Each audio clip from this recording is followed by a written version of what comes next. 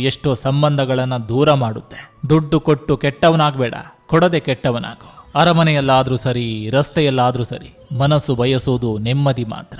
ನಾವೆಷ್ಟೇ ಒಳ್ಳೆಯವರಾದ್ರೂ ಯಾರೋ ಒಬ್ಬರ ಕಥೆಯಲ್ಲಿ ನಾವು ಕೆಟ್ಟವರೇ. ಸಮಯ ಮತ್ತು ಸಂದರ್ಭ ಎರಡಕ್ಕೂ ಎಷ್ಟು ವ್ಯತ್ಯಾಸ ಅಂದ್ರೆ, ಸಮಯ ತುಂಬಾ ಜನರನ್ನ ಪರಿಚಯಿಸುತ್ತೆ, ಸಂದರ್ಭ ಜೊತೆಗಿರುವವರ ನಿಜವಾದ ಮುಖಗಳನ್ನ ಪರಿಚಯಿಸುತ್ತೆ. ಅಹಂಕಾರವು ಒಂದು ಮಾನಸಿಕ ಕಾಯಿಲೆಯಾಗಿದ್ದು, ಇದಕ್ಕೆ ಚಿಕಿತ್ಸೆಯನ್ನು ಪ್ರಕೃತಿ ಮತ್ತು ಸಮಯ ಕೊಡ್ತದೆ.